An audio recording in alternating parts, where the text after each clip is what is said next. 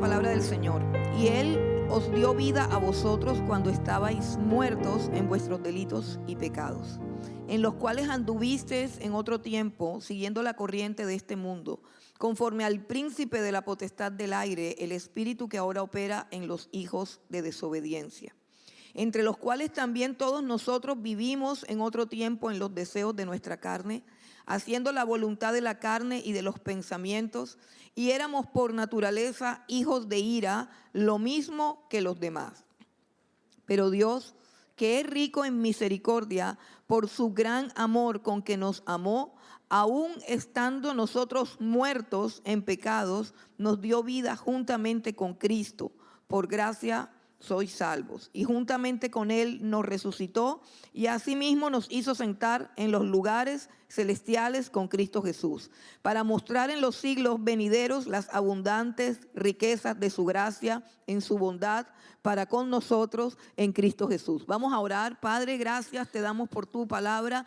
Pedimos que tu Santo Espíritu alumbre nuestro entendimiento. Pedimos que vengas en nuestra ayuda, Señor, que seas tú iluminando nuestras mentes, nuestras conciencias y nuestros corazones, que seas tú abriendo nuestros oídos, Padre Santo, que tu palabra llegue a lo más profundo de nuestro ser y haga en nuestro ser tu obra bendita, Señor. Toma control de mi vida, Señor, de todos mis defectos, de todas mis debilidades, y glorifícate, Dios, hablando a nuestras vidas y a nuestros corazones, Señor, porque por tu palabra vivimos, Señor, por tu palabra existimos, Señor, y por tu palabra, Dios, estamos aquí delante de tu presencia. Te damos gracias, Dios, en el nombre de Cristo Jesús. Amén y amén. Gloria a Dios. Hay una pregunta un poco embarazosa, un poco difícil, que quizás a alguno de ustedes le habrán hecho y que a lo largo de la historia se la han hecho a muchísimas personas. Es una pregunta un poco complicada, no se vayan a asustar, pero creo que a todos nos las han hecho. A mí me la hicieron.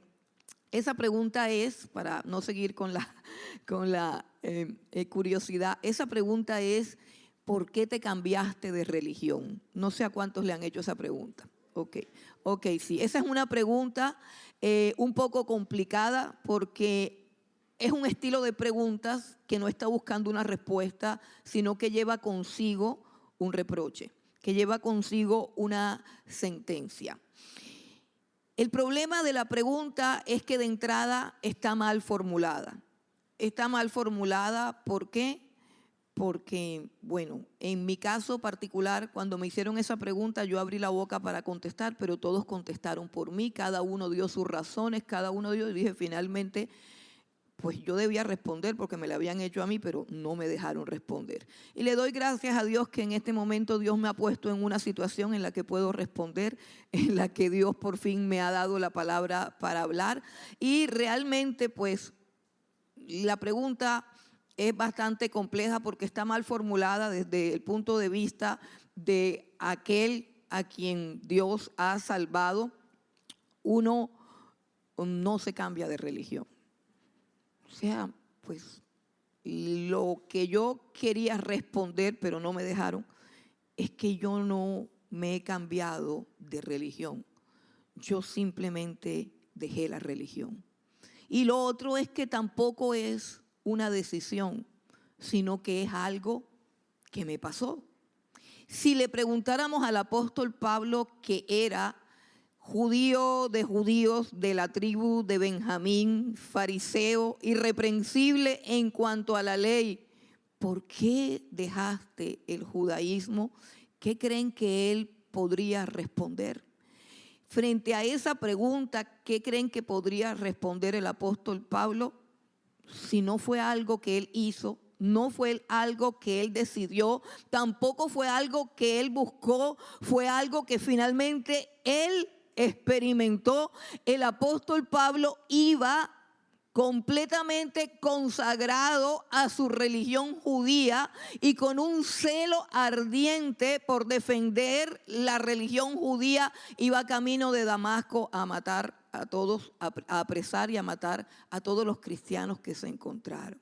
él no se cambió de religión. No sé cuántos saben lo que le pasó, pero lo que le pasó fue que en el ejercicio ardiente y fervoroso de su religión, el Señor Jesucristo se le atravesó y le dijo: Pablo, yo soy Jesús a quien tú persigues.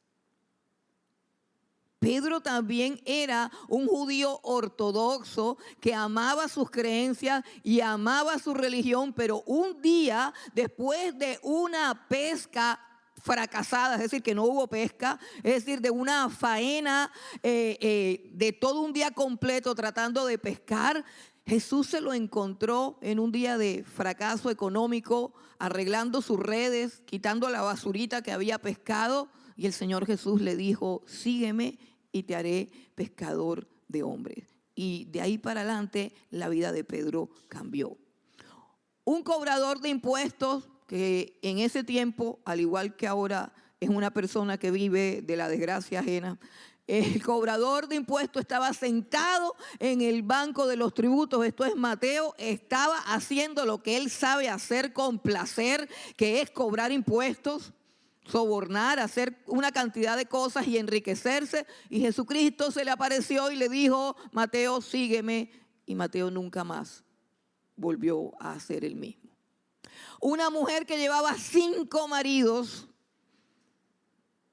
llegó a un pozo a recoger agua y Jesucristo la estaba esperando en el pozo.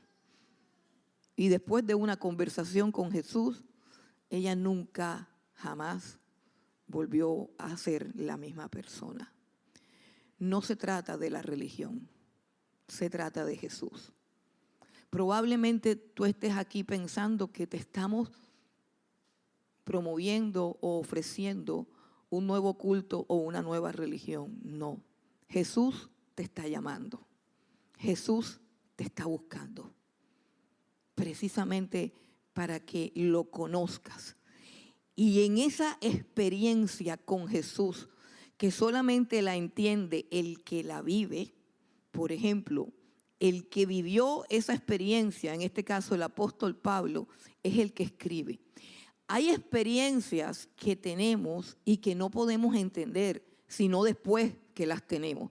Hay cosas que no podemos entender en su momento, sino que después de una profunda reflexión es que podemos comprender qué fue lo que pasó, el significado y las implicaciones de lo que pasó.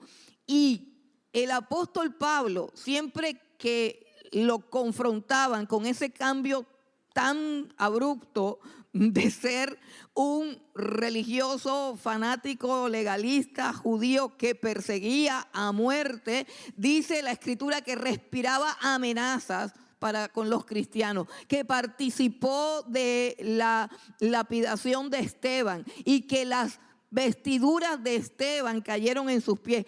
El apóstol Pablo, siempre que le preguntaban: ajá, ¿y por qué tú es que ahora estás en esta situación?, él contaba su historia. Pero una cosa es contar la historia desde la perspectiva de lo que me pasó, desde la perspectiva de por dónde yo voy, de lo que a mí me pasó. Podría contar la historia mía, pero me va a llevar mucho tiempo, no la voy a contar y además creo que ya la conté. Pero el apóstol Pablo aquí ya no está contando la historia que contó más de 3 veces, está en la Biblia, la historia de cuando él iba camino a Damasco, cuando lo rodeó un resplandor, cuando cayó al piso, cuando quedó ciego, cuando Jesús le dijo: yo soy Jesús a quien tú persigues.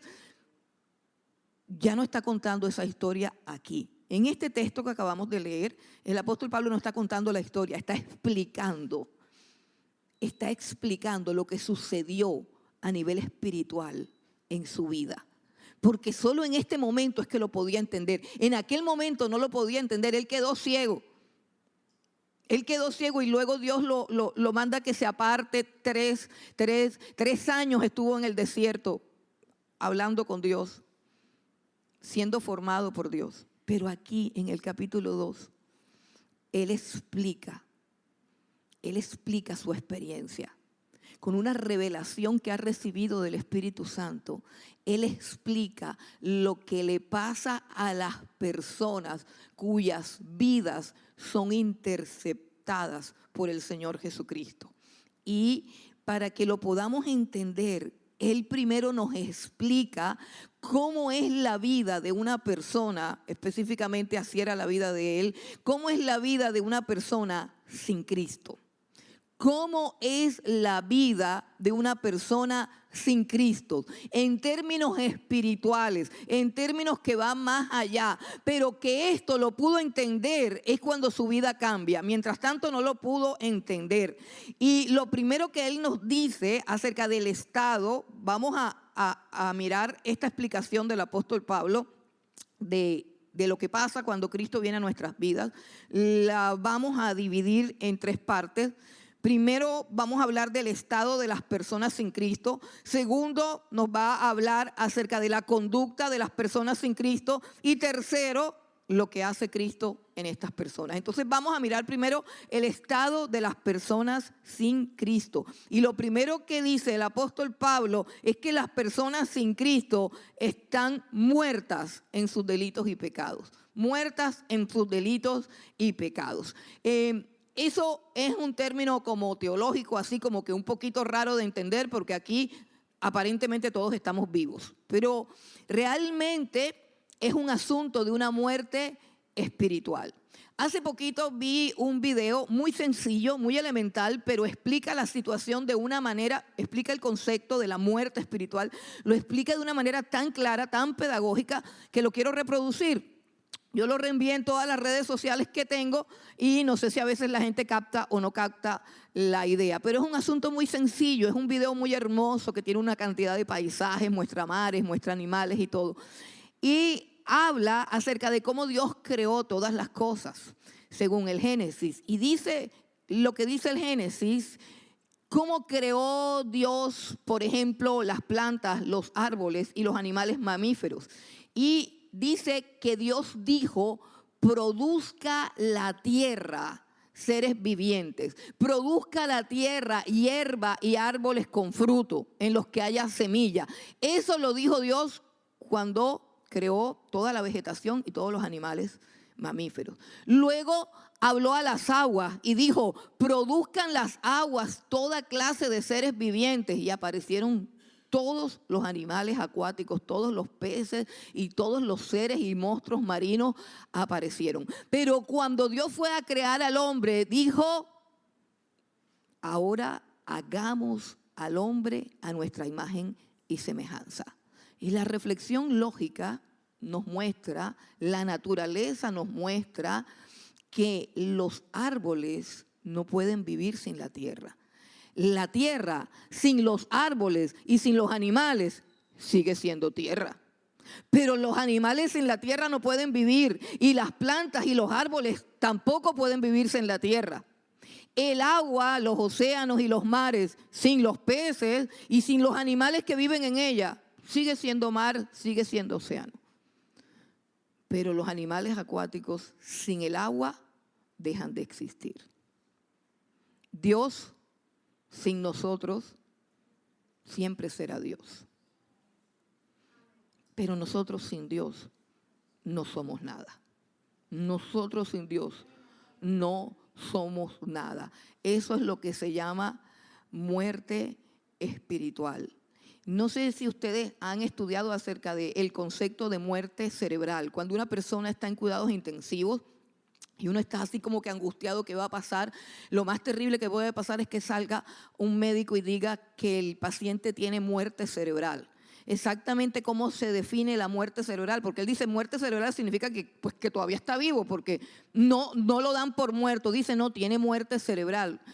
¿Qué significa que tiene muerte cerebral? Que a su cerebro no está llegando ni sangre ni oxígeno, pero que el resto de sus órganos están mantenidos con un ventilador automático. O sea que hay una vida allí, pero en el cerebro no hay nada. Eso se llama muerte cerebral. De lo que el apóstol Pablo está hablando aquí es de la muerte espiritual. Que nosotros caminamos, hablamos, comemos, nos vestimos, estudiamos, nos graduamos, hacemos dinero, nos casamos, nos reproducimos, nos multiplicamos, pero no conocemos a Dios. No tenemos esa facilidad para hablar con Dios, para llenarnos de su palabra, para llenarnos de su presencia. No lo percibimos.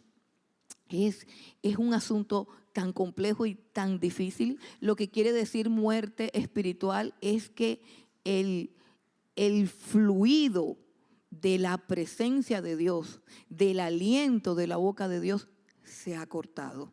Eso fue lo que dijo Dios cuando le dijo a Adán y a Eva: el día que de ese fruto comieres, ciertamente morirás. ¿Por qué? Porque Dios hizo al hombre del barro de la tierra, pero Él sopló sobre este hombre hecho de barro con sus manos, sopló, dice la Biblia, de su boca aliento de vida, sopló de su boca aliento de vida. Si yo no me reconcilio con Dios, si yo estoy enemistado con Dios, si yo estoy lejos de Dios, el aliento no fluye. El Espíritu de Dios no fluye. El fluir de la vida espiritual, porque Dios es espíritu, y el fluir de la vida espiritual se corta. Y por eso Dios dijo a Adán: ciertamente morirás. Y aunque no se murió enseguida, hay siempre un resto, un residuo de aquel soplo de aliento que hay en la vida de los seres humanos, pero que nosotros sabemos que tarde o temprano se va a apagar, que tarde o temprano se va a extinguir. Por eso el apóstol Pablo dice: Él nos dio vida. ¿Por qué? Porque a través de Cristo Jesús ahora tenemos vida eterna. La vida eterna es la vida de Dios fluyendo a través de su Espíritu y a través de su palabra. Pero los que están sin Cristo, dice, están muertos en sus delitos y pecados. Y esa muerte espiritual es la razón, es la causa por la cual hoy en nuestros días hay hombres que han perdido su identidad. O sea, el hombre ya no sabe quién es, ni quién es. El hombre no conoce ni su valor, ni su dignidad, ni su propósito, ni su identidad, ni su existencia. Por eso es que hoy en día hay hombres que se creen mujeres, hay jóvenes que se creen delfines, hay mujeres que se creen cebras. Por eso es que el mundo está de la siguiente manera. Esa es la situación del hombre sin Dios. Pierde el sentido de su existencia, pierde la fuente de la vida, lo pierde todo, pierde su identidad, pierde su dignidad.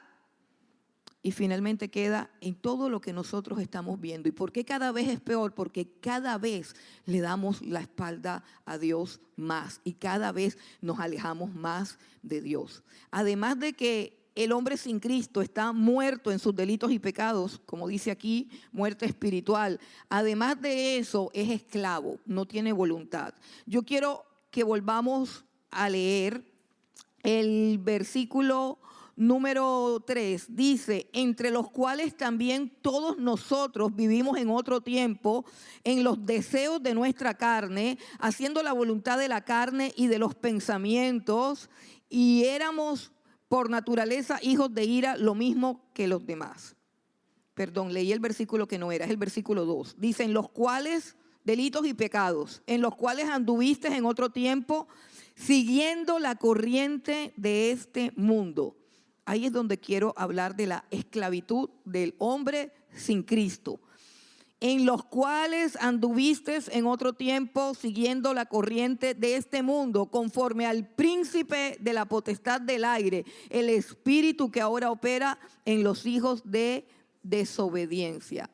Esclavos sin capacidad de análisis, sin capacidad para tomar decisiones. Así es el hombre sin Cristo.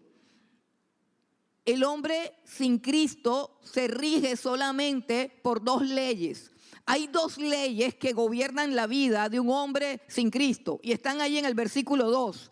Dice que en los deseos que vive, en los deseos de la carne y en los deseos de los pensamientos, y que sigue la corriente del mundo, siguiendo la corriente del mundo, siguiendo la corriente del mundo. Por ejemplo, cuando nosotros hablamos de hombres que se creen mujeres, de mujeres que se creen hombres, de jovencitos que se creen delfín, de jovencitas que se creen cebras, de un hombre que se cree perro, cuando hablamos de todas estas deformaciones, cuando hablamos de todas estas anormalidades, podemos decir, bueno, pero esos son unos casos aislados. O sea, esas son unas cosas que le están pasando a unas personas. O sea, esas son unas enfermedades mentales. No, no, no. Esa es la corriente del mundo. Todo el mundo está pensando que estas cosas son normales. No solamente el que se cree delfín, no solamente el que se cree mujer y es hombre. No, no, no. La corriente de este mundo es así. Ahora, yo les pregunto, la Biblia dice que están siguiendo la corriente de este mundo. Ojo, siguiendo la corriente de este mundo. ¿Cuál es la corriente de este mundo? Todo lo que nosotros estamos viviendo es la corriente de este mundo. Miren, quiero citar las palabras de Agustín Laje, un politólogo que creo que les he hablado bastante de él acerca de estas cosas. Se considera terapia de conversión cuando un psicólogo, un pastor o un sacerdote o un líder espiritual trata de ayudar a un hombre que es biológicamente hombre y objetivamente hombre a afirmar su masculinidad. A eso se le conoce como terapias de conversión. Y hay cursando en el Congreso, en el Senado de la República, está cursando un proyecto de ley que ya lleva 3 aprobaciones para que las llamadas terapias de conversión sean catalogadas como delitos que tienen que ser castigados. Terapias de conversión. En otras palabras, si viene alguien aquí con un problema de identidad sexual y nosotros intentamos afirmarlo como hombre o como mujer, estamos cometiendo un delito y podemos ir presos y tenemos que pagar una multa. Esa es una ley que está cursando en el Senado, por si ustedes no lo saben, y ya ha sido aprobado en segundo debate. Según tengo entendido, le faltan 2 o no sé si ya lo aprobaron, no sé. Pero por otro lado, si un muchachito, un jovencito de 10 o 12 años no se siente niño, siendo biológicamente niño, se le pueden amputar sus genitales. Si una niña se siente hombrecito, se le pueden amputar los senos. Se pueden llevar a una clínica que aquí en Colombia ya hay, en Cali una, que practica la hormonización con todas las implicaciones que los médicos saben de consecuencias graves para el organismo. Eso sí no es delito. Eso no es delito. Eso sí es permitido. Esa es la corriente de este mundo y quiero que lo pienses y que lo digieras. Está pasando en nuestro país. Eso no está pasando en algunos países allá donde, no sé, donde hay cosas raras. No, eso está pasando aquí en Colombia. Y por supuesto que ya pasó en otros países desarrollados, entre comillas. Pero está pasando aquí en nuestro país. Mientras nosotros estamos aquí descansados, divertidos.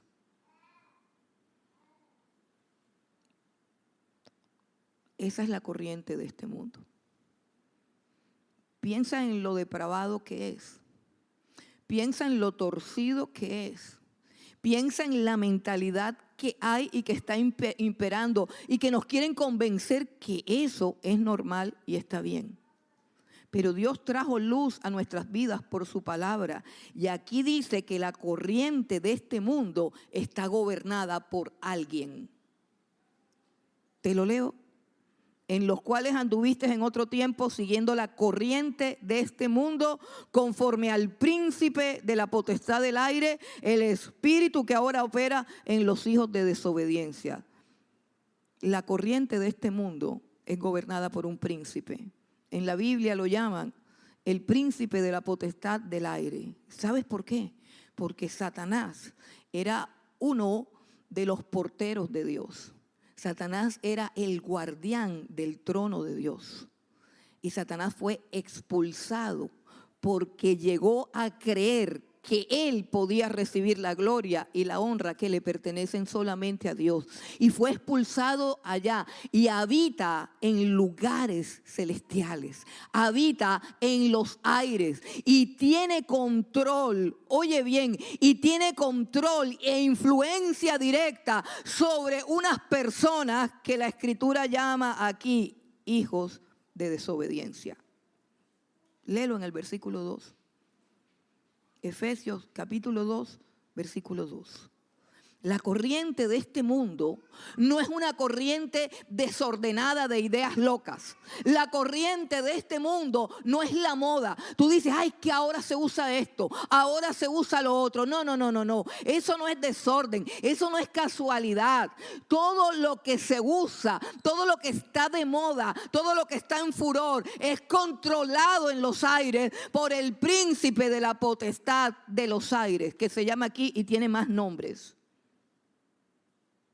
Tiene más nombres, pero básicamente él controla los pensamientos, las voluntades, las inclinaciones de las personas que viven en desobediencia. Y eso se llama esclavitud. Eso se llama esclavitud. Ahora, estas personas tienen un comportamiento. Vamos al versículo 3 y miramos la conducta de estas personas en el versículo 3, ahora sí. Dice, entre los cuales también todos nosotros vivimos en otro tiempo, en los deseos de nuestra carne, haciendo la voluntad de la carne y de los pensamientos, y éramos por naturaleza hijos de ira, lo mismo que los demás. Tú dirás que de pronto esa sentencia de estar muerto en sus delitos y pecados, como dice la Biblia. ¿Por qué? Porque la Biblia dice que la paga del pecado es muerte. Y el pecado produce muerte espiritual. Cuando tú practicas el pecado, cuando tú haces lo malo, lo último que tú quieres es venir a la presencia de Dios. Estas personas muertas en sus delitos y pecados, nosotros podríamos pensar, están hablando de los asesinos, están hablando de las prostitutas, están hablando de la gente depravada, de la gente perversa. Pero te quiero decir que el apóstol Pablo era un hombre muy decente. Quiero decirte que el apóstol Pablo era un hombre que guardaba todos los mandamientos de la Torá, de la ley de Dios, todo lo que está en el Antiguo Testamento, todo lo que Dios estableció en su palabra, el apóstol Pablo lo guardaba. Así que él no era un depravado, él no era un ladrón, él no era de lo peor, no era una cosa de la sociedad así tirada en el piso. No. Él era un hombre de bien, era un hombre decente, y él dice que entre esas personas muertas en sus delitos y pecados, él también anduvo. Dice, entre los cuales también todos nosotros vivimos. Y entonces, ¿qué si aquí nadie ha matado a nadie, nadie ha violado a nadie, nadie ha atracado un banco, ninguno, o sea, todos somos gente de bien? ¿Por qué dice el apóstol Pablo que sin Cristo todos estábamos muertos en nuestros delitos y pecados? Porque estar muerto en los delitos y pecados es estar ajenos a la voluntad de Dios, haciendo solamente dos cosas que nos parecían bien, que nos parecen correctos. Cuando una persona es hijo de ira, dice el versículo 3, y éramos por naturaleza hijos de ira, lo mismo que los demás. ¿Quiénes son los demás? Todos, toda la humanidad, que se rige por dos fuerzas, que son la voluntad de la carne y la voluntad de los pensamientos. Escucha bien. Ser hijo de ira es estar regido por la voluntad de tu carne y por la voluntad de tus pensamientos. Eso es lo que dice la Biblia de un hijo de ira. ¿Qué es la voluntad de tu carne? Es hacer lo que a ti te apetece.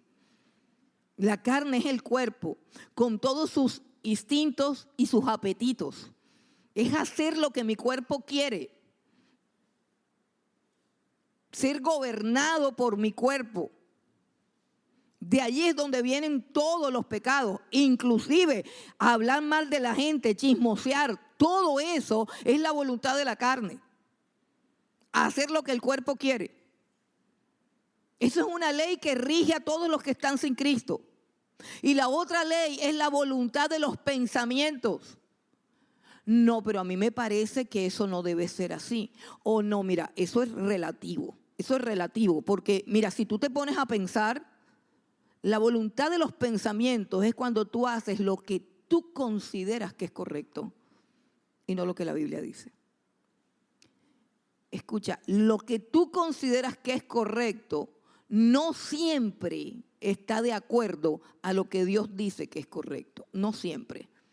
La Biblia dice claramente que los pensamientos de Dios no son nuestros pensamientos y que están tan lejos de los pensamientos nuestros, los pensamientos de Dios, como el cielo está lejos de la tierra.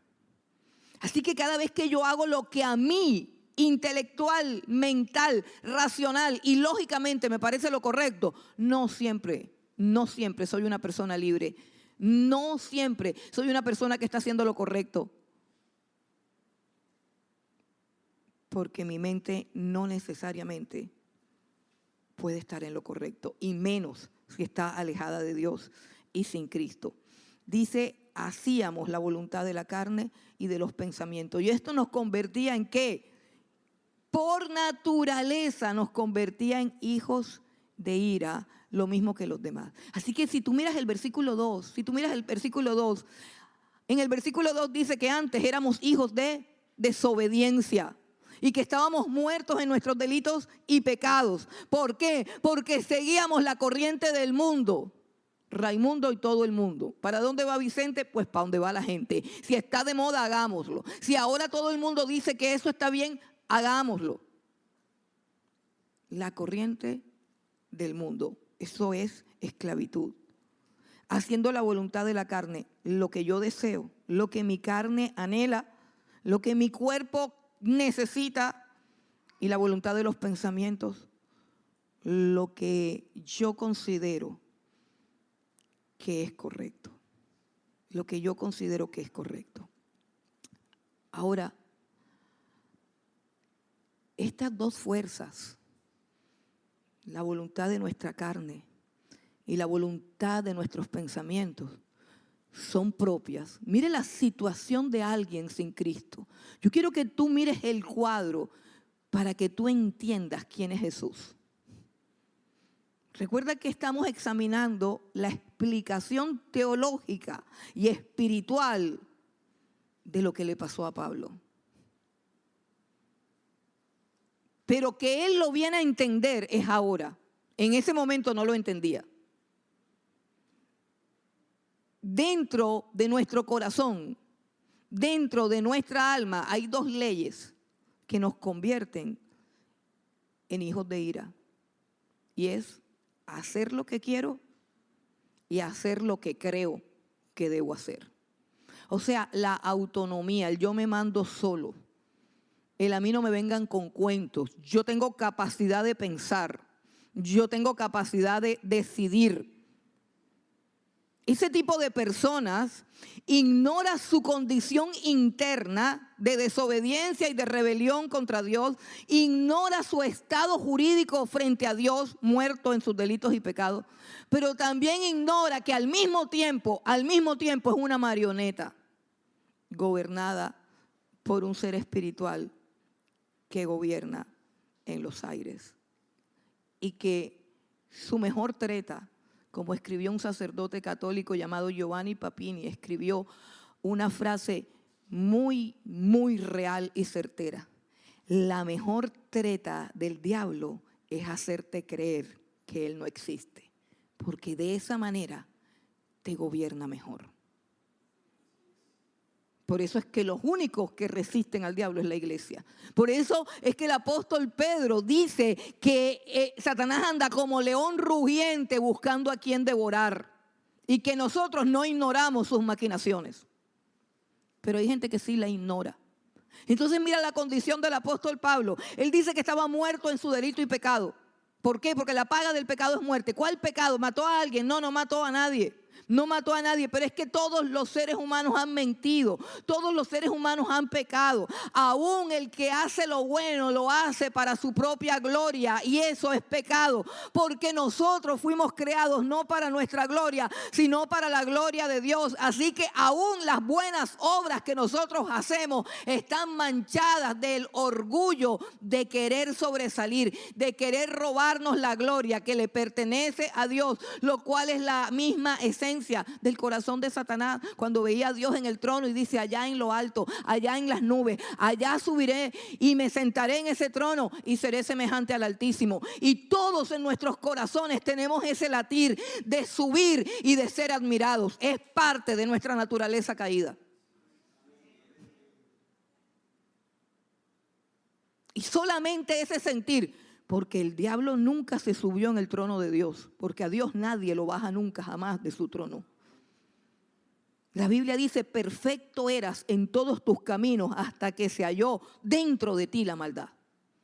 No pudo hacer nada, el mal estaba adentro. Y nosotros estamos en tal condición que no solamente tenemos una naturaleza caída que quiere hacer lo que le da la gana, que no quiere que nadie le muestre el camino, que es obstinada y rebelde en su manera de pensar, sino que además de eso somos marionetas de una corriente que está dominada por el mismo Satanás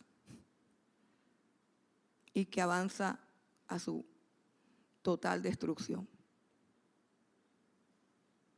Esa es la condición del hombre sin Cristo. Y quiero que lo pienses por un momento, que lo reflexiones, que lo analices. Eso es lo que somos sin Cristo Jesús.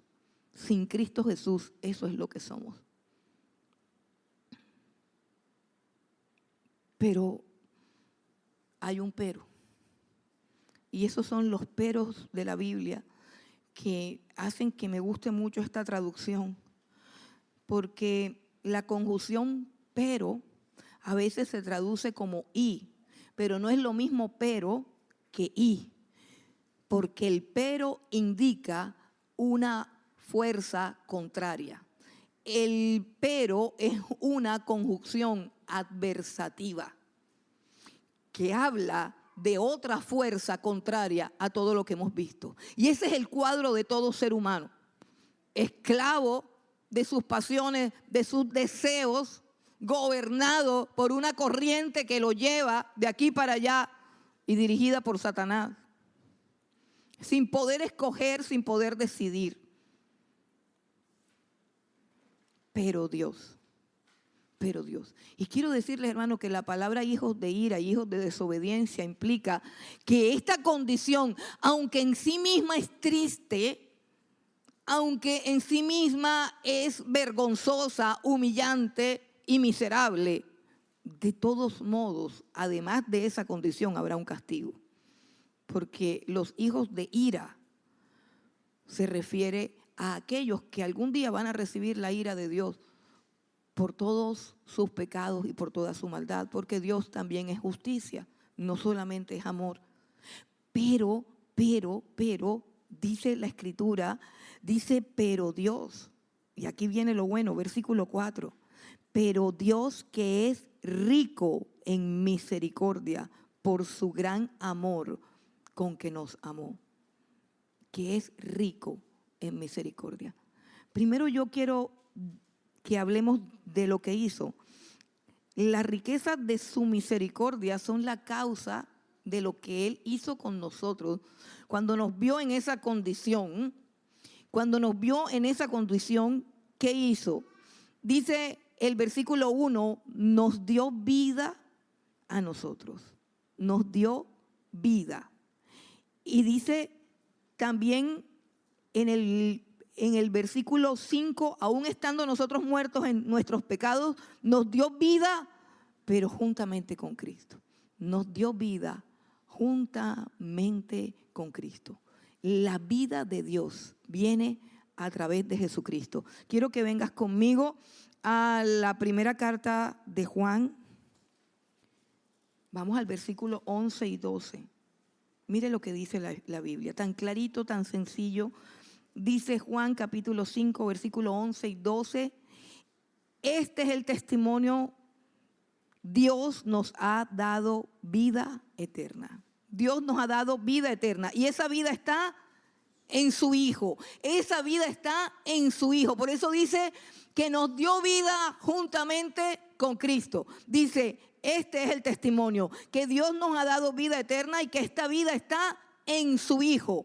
El que tiene al Hijo, tiene la vida. El que no tiene al Hijo de Dios, no tiene la vida. La vida eterna está en Cristo Jesús. No está en ninguna religión. A menos que en esa religión te encuentres con Cristo. Te lo voy a decir algo. No está la vida eterna en ser cristiano, ni en ser evangélico, ni en ser católico. La vida eterna está en que tú te encuentres con Jesús. Que tú te encuentres con Jesús. Tú puedes venir aquí todos los domingos y los miércoles y no tener vida, porque tú necesitas un encuentro con Jesús y un encuentro con su palabra. Porque toda la Escritura es inspirada por Dios, tiene el aliento de la vida de Dios. Y por eso es que la Biblia dice que la fe es por el oír y el oír la palabra de Dios. Nadie puede pasar de muerte a vida sino a través de la palabra de Dios. Así como cuando Jesús resucitó a Lázaro, así de sencillo. Digamos que en un ejemplo que al mismo tiempo un milagro y al mismo tiempo una parábola. El Señor Jesús simplemente dejó que Lázaro muriera para que nosotros pudiésemos conocer que Él es la resurrección y la vida y que en su palabra hay autoridad para trasladarnos de muerte a vida. Él solamente dijo, Lázaro, ven, y el muerto se levantó. Nadie puede resucitar muertos, solamente Jesucristo. Nadie puede dar vida sino Jesucristo. Todo aquel que esté muerto en sus delitos y pecados solamente puede levantarse si escucha la voz del Señor Jesucristo. Solamente puede levantarse. ¿Por qué hizo Dios esto? Antes de que revisemos mejor por qué hizo Dios esto, dice, porque es rico en misericordia. Porque es rico en su misericordia. Dice, pero Dios, que es rico en misericordia. ¿Sabes lo que es misericordia? La palabra misericordia es una palabra compuesta. Es la unión de dos palabras, misericordia y corazón. Míseros, que significa miseria, y cordia, que tiene que ver con el corazón. ¿Sabe qué significa? Que al corazón de Dios le dio pesar nuestra miseria.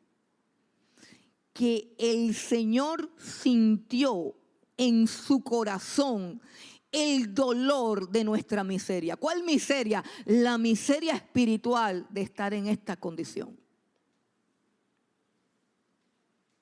Porque Él es rico en misericordia. Y su misericordia hace que Él contemple una humanidad muerta en sus delitos y pecados, esclava del príncipe de las tinieblas, que no puede discernir, que no puede pensar, que no le encuentra sentido a la vida, que va rumbo a su propia destrucción. Y que Él sabe que precisamente por causa de su justicia y de su santidad, también los debe castigar. Pero es rico en misericordia. Su corazón sintió dolor por nuestra miseria. Su corazón se conmovió por nuestra miseria. Ese es nuestro Dios. Ese es nuestro Dios. No sé si recuerdan la parábola del buen samaritano. Hay un hombre que atracaron, está tirado en un camino, está medio muerto, pasó un levita es un religioso. Luego pasó un fariseo es un teólogo. Pero luego pasó un samaritano es un perdido. Un samaritano es gente de lo peor. Y dice que el samaritano fue movido. A mí me encanta, no sé cómo lo dirá en tu Biblia, pero en la mía dice que el samaritano, al ver el que estaba tirado, dice, fue movido a misericordia. ¿Qué significa eso? Que la misericordia no es algo que uno dice, ay, qué pecado. Ay, mira, pobrecito, mira esa señora por ahí. Ay, qué pecado. No. La misericordia no es lástima. La misericordia no es lástima. La misericordia es amor poderoso en acción. El samaritano iba en caballo, no sé en qué animal iba, pero iba cabalgando. El samaritano se detiene porque fue movido, se baja en pleno desierto, donde atragan a la gente y la dejan sin ropa. Y él dice, no, movido a misericordia es que voy a resolver el problema, es que lo voy a asumir. Se baja, lo venda, lo sube al caballo, al burro, no sé, no recuerdo. Si alguien sabe qué animal era, pero es irrelevante. El asunto es que lo sube a su cabalgadura, lo sube, lo cura, lo lleva a una posada, lo acuesta en una cama, le paga todos los gastos, deja un rubro por si necesita algo más y además de eso le dice al dueño de la posada, si con eso no te alcanza, me avisas y yo te traigo más. Movido a misericordia. Y eso fue lo que Cristo hizo por nosotros cuando nos encontró en el camino, perdidos en nuestras mentiras, perdidos en nuestra religión. Porque quiero decirle, hermano, que los dos que pasaron, para yo aclararle, el uno era levita. ¿Qué era un levita? Los levitas de la tribu de Leví eran los que adoraban en el templo. Sí, pero un momentico, los levitas eran los encargados de manejar todos los utensilios del templo, escogidos por Dios, que eran, algunos cantaban, otros estudiaban, otros consagradísimos para Dios. Y el otro era un escriba, un fariseo, o sea, era un teólogo, encargado de enseñarle al pueblo las cosas profundas de la palabra de Dios. Y usted sabe por qué fue que no ayudaron al muerto, al que estaba ahí. Porque si ayudaban al muerto se contaminaban y no podían venir al culto a adorar. ¿A ti no le parece que es la esencia de la religión? Esa es la esencia de la religión. Pero Jesús le pregunta a un fariseo que le pregunta, ¿qué cosas puedo hacer para alcanzar la vida eterna? Amas a Dios con toda tu fuerza y amas a tu prójimo como a ti mismo. Pero ¿y quién es mi prójimo? Porque claro, había un prójimo que él no amaba, o quizás muchos prójimos más. Pero si había algún prójimo que él no amaba, era un samaritano. Los judíos odiaban a los samaritanos. Así que ningún levita, ni ningún fariseo, ni ningún escriba iba jamás a acercarse ni a un muerto, porque después no podía venir al culto a alabar. Ustedes saben que los judíos que iban a crucificar a Jesús, cuando fueron ante Pilatos, se quedaron en la puerta, porque en la tarde era la Pascua. Y si entraban en el pretorio, se contaminaban por tener contacto con hombres incircuncisos. Pero tenían al Hijo de Dios apresado y estaban dispuestos a masacrarlo. La religión no les permitía contaminarse, pero sí les permitía matar al Hijo de Dios, al autor de la vida.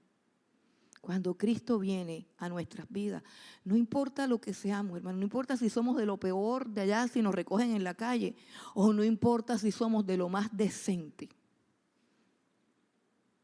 Sin Cristo, nosotros estamos perdidos. Pero más que perdidos, dice la Escritura que estamos muertos. Y lo que Él viene es a darnos vida. No, Él no viene a quitarnos la vida. Fíjese cómo es el diablo. La gente no busca a Dios porque dice, si me meto con Dios no voy a poder tomar, no voy a poder fornicar, no voy a poder rumbear. Esa gente, no me puedo meter con Dios. No, Él dice, yo he venido para que tengas vida y la tengas en abundancia. Solo que es otra vida, solo que es la vida de Dios, solo que es otro gozo, es un gozo mayor, como el vino que Él hizo, que era superior al primero. Ese es Jesús. Él viene a darte vida y vida en abundancia. Y dice con su gran amor con que nos amó. Su gran amor. Hablar del amor de Dios quitaría muchísimo tiempo, pero el amor de Dios es sobrenatural y no tiene nada que ver con lo que nosotros somos. Nosotros amamos lo que nos gusta. Nosotros amamos lo que nos agrada. Dios es amor y Él ama simplemente porque le place amarnos. A Dios le plació amarnos. Mire, no hay nada en nosotros que le cause placer a Dios. La única persona que le causa placer a Dios, o sea, que cuando Dios la ve, dice, ay, qué lindo. Tú sabes, cuando una madre tiene un bebé, nosotros contemplamos a nuestros hijos y nos embobamos, ¿cierto? De pronto ahora grandes ya no tanto. Pero cuando sí hay algunas madres que todavía ven al niño todo y lo siguen mirando así, pero bueno, pero contemplar un bebé, o sea, una ternurita de bebé, eso es una cosa que uno se le nota, pues la cara de bobo se le pone así y todo eso. Bueno, díganme aquí, ¿usted cree que si Dios lo mira a usted dice, ay, qué cosa tan bonita? Hermanos, y cuando Adán mordió la manzana salió a esconderse y dice que Dios no me vea. Dios no dice eso. Mire, del único que dice eso, Dios, es de su Hijo Jesucristo. Este es mi Hijo amado en el cual tengo complacencia. En Él me deleito, o sea, en Él se deleita mi alma. Porque es que Cristo Jesús es precisamente la misma imagen del Padre, la misma imagen de Dios. Cristo Jesús es todo lo que Él quiso que nosotros fuéramos cuando dijo, hagamos al hombre a nuestra imagen y semejanza. Eso es Cristo Jesús. Por eso es que Dios dice, nos dio vida juntamente con Cristo. Y la vida consiste en conocer al Hijo de Dios, porque en Cristo Jesús están escondidos todos los tesoros del conocimiento y de la ciencia de Dios, porque en Él habita corporalmente toda la plenitud de Dios, porque en Cristo Jesús está toda la gracia y el poder de Dios, y de su plenitud podemos tomar todo, y gracia sobre gracia, porque cuando Cristo viene a tu vida, Él viene a restaurar la imagen de Dios en ti, a darte un corazón nuevo, una mente nueva, una vida nueva, propósitos nuevos. Gloria a Dios. Gloria a Dios. Todavía tengo tiempo. Y dice, y juntamente, aquí hay una trampa porque resulta que yo leí más de la cuenta y estoy dando más de la cuenta. Sí, ya, yo me di cuenta, pero ni modo, ya me metí en el lío, hay que seguir. Dice, y juntamente con Él nos resucitó. Mire, usted sabe que Cristo participó de la muerte por nosotros.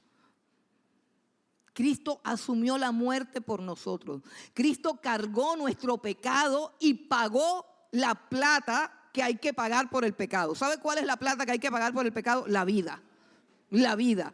El pecado se paga con la muerte. Y Jesús toma mi deuda, es decir, toma mi pecado en la cruz del Calvario y paga lo que hay que pagar.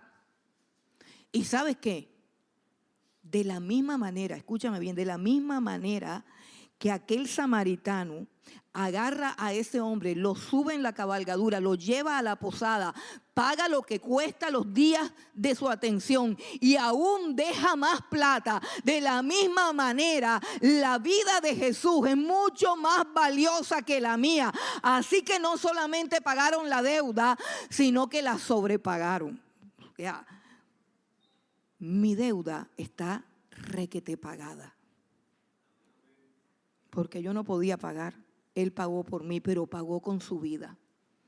La vida del Hijo de Dios vale mucho más que la vida de todos nosotros juntos. Y habiendo pagado la deuda, al morir en esa cruz, nuestra deuda está saldada. Y el Padre nos perdona. Y por la muerte del Hijo nos pueden dar la vida de Dios. El Espíritu de Dios viene a nosotros. Y a eso es a lo que se refiere el apóstol Pablo cuando dice en el versículo 6, y juntamente con Él nos resucitó. Nos resucitó. Nos volvió a dar vida. Nos volvió a dar su vida. Nos volvió a abrir los oídos para que escucháramos su palabra y dijéramos gloria a Dios. Nos volvió a tocar el corazón para que nos doliera el pecado y pudiéramos pedir perdón. Nos volvió a tocar la boca para que pudiéramos cantarle. Nos volvió a tocar el alma para que pudiéramos desearle. Porque nosotros no deseábamos a Dios. Eso es vida. Esa es la vida de Dios, la vida que habíamos perdido. Y dice, juntamente con Él nos resucitó. Porque nos amó. Y miren, no sé si puedes ver de pronto la imagen, como cuando Jesús va a resucitar un muerto. Acuérdate de todos los muertos que Jesús resucitó, entre ellos tú y yo.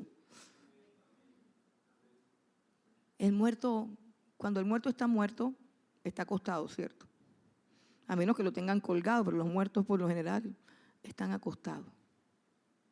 Y cuando el muerto despierta, luego está ¿qué? Sentado. ¿Recuerdas cuando Él resucitó a la hija de Jairo y puso su mano en la mano de la niña y la sentó? Así hace el Señor con cada uno de nosotros. Mire, esta carta a los Efesios es gloriosísima, porque aquí está hablando de ese momento en el que Cristo viene a tu vida, que puede ser este momento. O sea, puede ser ahora, en este momento que Cristo está viniendo a tu vida para darte vida a través de su palabra, para que recibas perdón de pecados, para que recibas su Santo Espíritu, para que recibas la vida de Dios. Y Él puede estar tomándote de la mano y dice, y te sienta. Dice, nos hizo sentar en los lugares celestiales con Cristo Jesús.